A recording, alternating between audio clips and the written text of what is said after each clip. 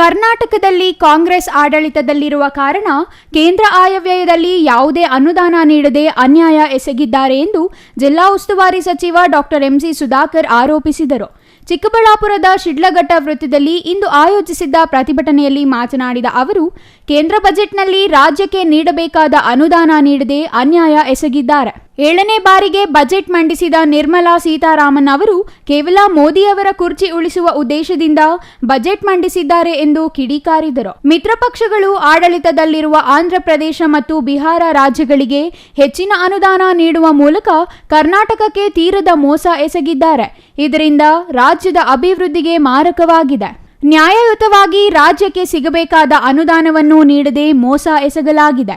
ಇದರ ವಿರುದ್ಧ ರಾಜ್ಯದ ಜನರಿಗೆ ತಿಳಿಸುವ ಉದ್ದೇಶದಿಂದ ಪ್ರತಿಭಟನೆ ಹಮ್ಮಿಕೊಳ್ಳಲಾಗಿದೆ ಎಂದು ಸಚಿವರು ತಿಳಿಸಿದರು. ಮೂಡಾ ಹಗರಣ ಮುಚ್ಚುವ ಉದ್ದೇಶದಿಂದಲೇ ಸದನದಲ್ಲಿ ಚರ್ಚೆಗೆ ಅವಕಾಶ ನೀಡಿಲ್ಲ ಎಂಬ ಪತ್ರಕರ್ತರ ಪ್ರಶ್ನೆಗೆ ಉತ್ತರಿಸಿದ ಸಚಿವರು, ಮೂಡಾ ನಿವೇಶನ ಹಂಚಿಕೆ ವಿಚಾರದಲ್ಲಿ ಮುಖ್ಯಮಂತ್ರಿಗಳ ಪಾತ್ರವೇನೂ ಇಲ್ಲ. ಕಪ್ಪು ಚುಕ್ಕೆ ಇಲ್ಲದ ಮುಖ್ಯಮಂತ್ರಿಯಾಗಿ ಸಿದ್ದರಾಮಯ್ಯ ಖ್ಯಾತಿ ಪಡೆದಿದ್ದಾರೆ. ರಾಜಕೀಯ ದುರುದ್ದೇಶ ಮತ್ತು ಸರ್ಕಾರವನ್ನು ಅಸ್ಥಿರಗೊಳಿಸುವ ಉದ್ದೇಶದಿಂದ ಜೆಡಿಎಸ್ ಮತ್ತು ಬಿಜೆಪಿ ಮುಖಂಡರು ವಿನಾಕಾರಣ ಮುಖ್ಯಮಂತ್ರಿ ವಿರುದ್ಧ ಆರೋಪ ಮಾಡುತ್ತಿದ್ದಾರೆ ಎಂದು ಸಮರ್ಥಿಸಿಕೊಂಡರು. ಅಲ್ಲದೆ ಮೂಡಾ ಹಗರಣ ನಡೆದಿದೆ ಎಂಬ ವಿಚಾರ ಹೊರಬರುತ್ತಿದ್ದಂತೆ ಮುಖ್ಯಮಂತ್ರಿಗಳು ನ್ಯಾಯಾಂಗ ತನಿಖೆಗೆ ಆದೇಶ ನೀಡಿದ್ದು, ಈಗಾಗಲೇ ಮೂಡಾ ನಿವೇಶನ ಹಂಚಿಕೆ ವಿಚಾರದಲ್ಲಿ ತನಿಖೆ ನಡೆಯುತ್ತಿದೆ.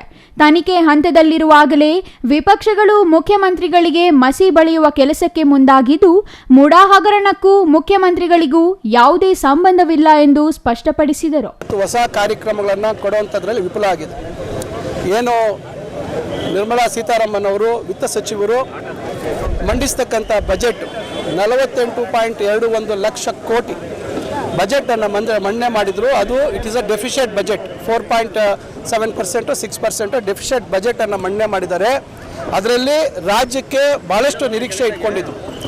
ಇದು ಕೇವಲ ಕಾಂಗ್ರೆಸ್ ಪಕ್ಷದ ಸರ್ಕಾರ ಇಲ್ಲಿದೆ ಅಂತಕ್ಕಂಥ ಕಾರಣದಿಂದ ಇಲ್ಲಿ ಯಾವುದೇ ರೀತಿ ಇಲ್ಲಿ ಅನುದಾನಗಳು ಆಗಬಾರ್ದು, ಅಭಿವೃದ್ಧಿ ಆಗಬಾರ್ದು ಅಂತಕ್ಕಂಥ ಒಂದು ನಿಟ್ಟಿನಲ್ಲಿ ಒಂದು ದುರುದ್ದೇಶದಿಂದ ಯಾವುದೇ ಯೋಜನೆಗಳು, ಇವತ್ತು ಮೇಕೆದಾಟು ಯೋಜನೆ ಇರ್ಬೋದು, ಇವತ್ತು ಅಪ್ಪರ್ ಭದ್ರಾ ಇರ್ಬೋದು, ಮತ್ತು ನಮ್ಮ ಮೆಟ್ರೋ ರೈಲ್ ಇರ್ಬೋದು, ಇದಕ್ಕೆ ಯಾವುದೇ ರೀತಿ ಸ್ಪಂದನೆ ಸಿಕ್ಕಿಲ್ಲ. ಮತ್ತು ಕೇವಲ ಅವರ ಕುರ್ಚಿ ಉಳಿಸ್ಕೊಳ್ಳೋದಕ್ಕೋಸ್ಕರ ಆಂಧ್ರ ಮತ್ತು ಬಿಹಾರ ಈ ಎರಡು ರಾಜ್ಯಗಳಿಗೆ ಅವರಿಗೆ ಏನು ಹೆಚ್ಚಿನ ಒಂದು ವಿಶೇಷ ಅನುದಾನಗಳನ್ನು ಕೊಡ್ತಕ್ಕಂಥ ಕೆಲಸ ಮಾಡಿದ್ದಾರೆ. ಮಹರ್ಷಿ ವಾಲ್ಮೀಕಿ ಅಭಿವೃದ್ಧಿ ನಿಗಮದ ಬಗ್ಗೆ ಅವಕಾಶ ಕೊಟ್ಟರು. ಮುಖ್ಯಮಂತ್ರಿಗಳು ಇವರು ಮಾಡಿರ್ತಕ್ಕಂಥ ಹಲವಾರು ಹಗರಣಗಳ ಜೊತೆಯಲ್ಲಿ ಮೂಡಾ ಏನು ಇವತ್ತು ವಾಲ್ಮೀಕಿ ಅಭಿವೃದ್ಧಿ ನಿಗಮದಲ್ಲಿ ಆಗಿರ್ತಕ್ಕಂಥದ್ರ ಬಗ್ಗೆ ನಮ್ಮ ಸರ್ಕಾರ ಏನು ಕ್ರಮ ತೆಗೆದುಕೊಂಡಿದೆ, ಯಾರ್ಯಾರ ಬಗ್ಗೆ ಏನೇನು ಕ್ರಮ ಆಗಿದೆ, ಎಷ್ಟು ಹಣ ಅದನ್ನು ರಿಕವರ್ ಮಾಡಿದ್ದಾರೆ, ಇದ್ರ ಬಗ್ಗೆ ಹೇಳಕ್ಕೆ ಹೋದಾಗ ಮುಖ್ಯಮಂತ್ರಿಗಳಿಗೆ ಮಾತಾಡೋಕ್ಕೆ ಅವಕಾಶ ಕೊಡಲಿಲ್ಲ.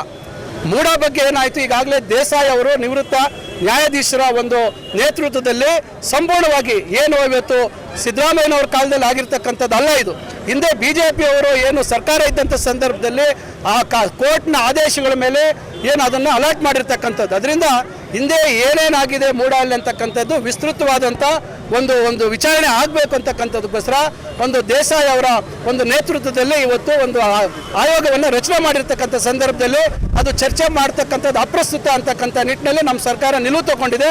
ಅವರು ಕೇವಲ ರಾಜಕೀಯ ತೆವಳುಗಳಿಗೋಸ್ಕರ ಏನು ವಿನಾಕಾರಣ ಮುಖ್ಯಮಂತ್ರಿಗಳ ಮೇಲೆ ಆಪಾದನೆ ಮಾಡ್ತಕ್ಕಂಥದ್ದಕ್ಕೆ ನಮ್ಮ ಸರ್ಕಾರ ಅವಕಾಶ ಕೊಡೋದಿಲ್ಲ. ಅವರು ನಮ್ಮ ಸರ್ಕಾರವನ್ನು ಇವತ್ತು ಯಾವುದೇ ಒಂದು ಮಾರ್ಗದಲ್ಲಿ ಪತನ ಮಾಡಬೇಕು ಅಂತಕ್ಕಂಥ ಒಂದು ಪ್ರಯತ್ನ ವಾಮಮಾರ್ಗಗಳನ್ನು ಇಡಿ ಮತ್ತು ಬೇರೆ ಬೇರೆ ಏಜೆನ್ಸಿಗಳ ಮುಖಾಂತರ ಪ್ರಯತ್ನ ಮಾಡೋದಕ್ಕೆ ನಾವು ಬಿಡೋದಿಲ್ಲ ಅಂತಕ್ಕಂಥ ದಿಟ್ಟವಾದಂಥ ನಿಲುವನ್ನು ತಗೊಂಡಿದ್ದೀವಿ. ಇನ್ನು ಚಿಕ್ಕಬಳ್ಳಾಪುರ ವೈದ್ಯಕೀಯ ಕಾಲೇಜು ಆರಂಭ ತಡವಾಗಿರುವುದಕ್ಕೆ ಪ್ರತಿಕ್ರಿಯೆ ನೀಡಿದ ಸಚಿವರು, ವೈದ್ಯಕೀಯ ಕಾಲೇಜಿಗೆ ಸಂಬಂಧಿಸಿದ ಮತ್ತಷ್ಟು ಅಭಿವೃದ್ಧಿ ಕಾರ್ಯಗಳು ಬಾಕಿ ಇದ್ದು ಇದೀಗ ಬಾಲಕರ ವಿದ್ಯಾರ್ಥಿ ನಿಲಯ ಸಿದ್ಧವಾಗಿದೆ. ಹಾಗಾಗಿ ಶೀಘ್ರದಲ್ಲಿಯೇ ವಿದ್ಯಾರ್ಥಿ ನಿಲಯ ಕಾರ್ಯಾರಂಭ ಮಾಡಲಿದೆ. ಅದೇ ರೀತಿಯಲ್ಲಿ ರಾಷ್ಟ್ರೀಯ ಹೆದ್ದಾರಿ ಪಕ್ಕದಲ್ಲಿ ಸೇವಾ ರಸ್ತೆ ನಿರ್ಮಾಣ, ಸ್ಕೈ ವಾಕ್ ನಿರ್ಮಾಣ ಸೇರಿದಂತೆ ಹಲವು ಅಭಿವೃದ್ಧಿ ಕಾರ್ಯಗಳು ಆಗಬೇಕಾದ ಹಿನ್ನೆಲೆಯಲ್ಲಿ ವೈದ್ಯಕೀಯ ಕಾಲೇಜು ಆರಂಭ ತಡವಾಗಿದ್ದು ಬಾಕಿ ಉಳಿದಿರುವ ಅಭಿವೃದ್ಧಿ ಕಾರ್ಯಗಳು ಮುಗಿದ ಕೂಡಲೇ ಕಾಲೇಜು ಕಾರ್ಯಾರಂಭ ಮಾಡಲಿದೆ ಎಂದರು. ವಿಟಿಯು ಅಡಿಯಲ್ಲಿ ಚಿಂತಾಮಣಿ ತಾಲೂಕಿಗೆ ಎಂಜಿನಿಯರಿಂಗ್ ಕಾಲೇಜ್ ಮಂಜೂರು ಮಾಡಿಸಲಾಗಿದೆ. ಹಿಂದೆ ಮೈಸೂರು ರಾಜ್ಯದಲ್ಲಿ ಪಾಲಿಟೆಕ್ನಿಕ್ ಕಾಲೇಜು ಚಿಂತಾಮಣಿಗೆ ಮಂಜೂರಾಗಿದ್ದು ಅದನ್ನು ಹೊರತುಪಡಿಸಿದರೆ ಚಿಂತಾಮಣಿಗೆ ಎಂಜಿನಿಯರಿಂಗ್ ಕಾಲೇಜ್ ಇರಲಿಲ್ಲ. ಹಾಗಾಗಿ ವಿಟಿಯು ಉಪಕುಲಪತಿಗಳೊಂದಿಗೆ ಚರ್ಚೆ ನಡೆಸಿ ಮುಖ್ಯಮಂತ್ರಿಗಳಿಂದ ಒಪ್ಪಿಗೆ ಪಡೆದು ಚಿಂತಾಮಣಿ ತಾಲೂಕಿಗೆ ಎಂಜಿನಿಯರಿಂಗ್ ಕಾಲೇಜು ಮಂಜೂರು ಮಾಡಿಸಿರುವುದಾಗಿ ಸುಧಾಕರ್ ತಿಳಿಸಿದರು. ಸದನದಲ್ಲಿ ವಾಲ್ಮೀಕಿ ನಿಗಮದ ಹಗರಣದ ಬಗ್ಗೆ ಮುಖ್ಯಮಂತ್ರಿಗಳು ಉತ್ತರ ನೀಡಲು ಪ್ರತಿಪಕ್ಷಗಳು ಅವಕಾಶ ನೀಡಲಿಲ್ಲ.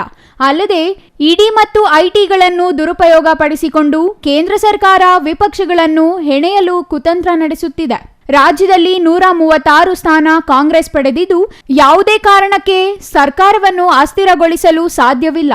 ಎಲ್ಲ ಶಾಸಕರು ಒಗ್ಗಟ್ಟಾಗಿದ್ದು ಸಿದ್ದರಾಮಯ್ಯ ಅವರ ವಿರುದ್ಧ ವಿಪಕ್ಷಗಳು ಮಾಡುತ್ತಿರುವ ಆರೋಪದಲ್ಲಿ ಹುರುಳಿಲ್ಲ ಎಂದರು. ಇನ್ನು ಜಿಲ್ಲೆಯಲ್ಲಿ ಮುಖ್ಯ ಸಮಸ್ಯೆಯಾಗಿರುವ ಎಚ್ಎನ್ ಮತ್ತು ಕೆಸಿ ವ್ಯಾಲಿ ಯೋಜನೆಗಳ 3ನೇ ಹಂತದ ಶುದ್ಧೀಕರಣಕ್ಕೆ ಸಂಬಂಧಿಸಿ ಕೇಳಿದ ಪ್ರಶ್ನೆಗೆ ಉತ್ತರಿಸಿದ ಸಚಿವರು, ಈ ಯೋಜನೆಯಲ್ಲಿ ನೀರು ಅಂತರ್ಜಲ ಅಭಿವೃದ್ಧಿಗಾಗಿ ಜಿಲ್ಲೆಯ ಕೆರೆಗಳಿಗೆ ಹರಿಸುತ್ತಿದ್ದು ಇದರ 3ನೇ ಹಂತದ ಶುದ್ಧೀಕರಣ ಆಗಬೇಕು ಎಂಬ ಬೇಡಿಕೆ ಜಿಲ್ಲೆಯಲ್ಲಿ ತೀವ್ರವಾಗಿದೆ. ಆದರೆ ಸರ್ಕಾರದ ಮಟ್ಟದಲ್ಲಿ ಈ ಬಗ್ಗೆ ಚರ್ಚೆ ನಡೆಸಿ ಮುಂದಿನ ಕ್ರಮ ಜರುಗಿಸಲಾಗುವುದು ಎಂದು ಜಾರಿಕೊಂಡರು. ಆದರೆ ತ್ಯಾಜ್ಯ ನೀರಿನ 3ನೇ ಹಂತದ ಶುದ್ಧೀಕರಣದ ಬಗ್ಗೆ ಸಚಿವರು ಯಾವುದೇ ರೀತಿಯ ಭರವಸೆ ನೀಡದಿರುವುದು ಹಲವು ಅನುಮಾನಗಳಿಗೆ ಕಾರಣವಾಗಿದೆ.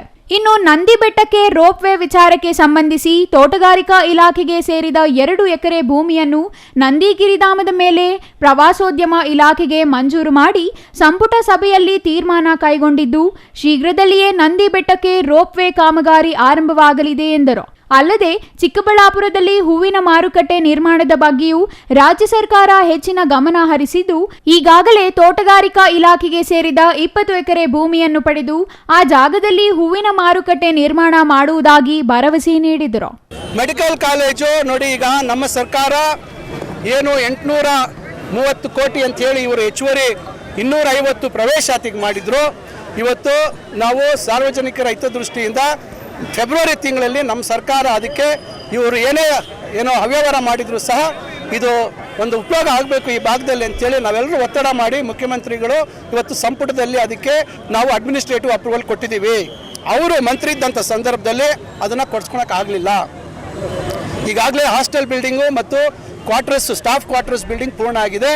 ಇನ್ನು ಆದಷ್ಟು ಬೇಗ ಇವತ್ತು ಕಾಮಗಾರಿಗಳು ಪೂರ್ಣಗೊಳಿಸ್ತಕ್ಕಂಥದ್ದಾಗುತ್ತೆ. ಈ ರೀತಿ ನಾವು ಜಿಲ್ಲೆಯಲ್ಲಿ ಇವತ್ತು ಫ್ಲವರ್ ಮಾರ್ಕೆಟ್ ಭಾಳಷ್ಟು ಹೇಳ್ತಾ ಇದ್ರು. ಇವತ್ತು 20 ಎಕರೆ ದೂರದೃಷ್ಟಿ ಇಟ್ಕೊಂಡು ಹಿಂದೆ ಇವ್ರು ಮಾಡಿದ್ದು 10 ಎಕರೆ ಬನ್ನಿ ಕರ್ಕೊಂಡು ಹೋಗ್ತೀನಿ, ಜಾಗ ನೋಡಿ ಬನ್ನಿ, ಚೊಕ್ಕಳ್ಳಿದು ನೀವು ನಾವು ನೋಡಿ ಬನ್ನಿ, ಅಲ್ಲಿ ಫ್ಲವರ್ ಮಾರ್ಕೆಟ್ ಮಾಡ್ಲಿಕ್ಕೆ ಸಾಧ್ಯ ಇದೆ ಅಂತ. ಇವತ್ತು ನಾವು ತೋಟಗಾರಿಕೆ ಇಲಾಖೆಗೆ ನಿರಂತರ 8-9 ತಿಂಗಳ ಶ್ರಮದಿಂದ ಅವರಿಗೆ 20 ಎಕರೆ ನಾವು ವರ್ಗಾಯಿಸಿದ್ದೀವಿ.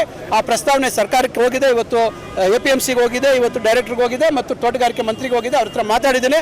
ಆದಷ್ಟು ಬೇಗ ಇವತ್ತು ಒಂದು ತಿಂಗಳ ಅಂತರದಲ್ಲಿ ಅದಕ್ಕೆ ಅನುಮತಿಯನ್ನು ಪಡ್ಕೊಂಡು ಮುಂದೆ ಅದಕ್ಕೆ ಯಾವ ರೀತಿ ಅದಕ್ಕೆ ಒಂದು ವಿಸ್ತೃತವಾದ ಯೋಜನೆ ತಯಾರು ಮಾಡಬೇಕು, ನಂತರ ಮುಖ್ಯಮಂತ್ರಿಗಳ ಹತ್ರ ಅದಕ್ಕೆ ಒಂದು ಅನುದಾನ ಕೊಡಿಸ್ತಕ್ಕಂಥ ಒಂದು ಪ್ರಯತ್ನವನ್ನು ನಾವು ಮಾಡ್ತೀವಿ. ನೋಡಿ, ಈಗ ಎಚ್ಎನ್ ವ್ಯಾಲಿ 3ನೇ ಹಂತದ ಅಥವಾ ಕೆಸಿ ವ್ಯಾಲಿ 3ನೇ ಹಂತದ ಶುದ್ಧೀಕರಣದ ಬಗ್ಗೆ ಇವತ್ತು ಬಹಳಷ್ಟು ಅದ್ರ ಬಗ್ಗೆ ಚರ್ಚೆಗಳು ಆಗ್ತಾ ಇದೆ. ಯಾಕಂದ್ರೆ ಇವತ್ತು 3ನೇ ಹಂತ ಅಂದರೆ ಕುಡಿಲಿಕ್ಕೆ ಯೋಗ್ಯ ಇರತಕ್ಕಂಥ ನೀರು. ಇದು ಕೇವಲ 2ನೇ ಹಂತದ ಶುದ್ಧೀಕರಣ ಮಾಡಿರ್ತಕ್ಕಂಥ ನೀರನ್ನು ನಾವು ಅಂತರ್ಜಲ ವೃದ್ಧಿ ಮಾಡೋದಕ್ಕೆ ಬಳಸ್ತಾ ಇರೋದೇ ವಿನ ಯಾವುದೇ ರೀತಿ ಅದನ್ನು ಬೆಳೆಗೆ ಕೊಡುವಂಥದ್ದು ಮತ್ತೊಂದು ಕೊಡೋ ಉದ್ದೇಶ ಇಲ್ಲ. ಆದರೂ ಇವತ್ತು ಬೇಡಿಕೆ ಇದೆ, ಅದು ಸರ್ಕಾರದ ಹಂತದಲ್ಲಿ ಪರಿಶೀಲನೆಯಲ್ಲಿದೆ. Praveen, CTV news, Chikkaballapur.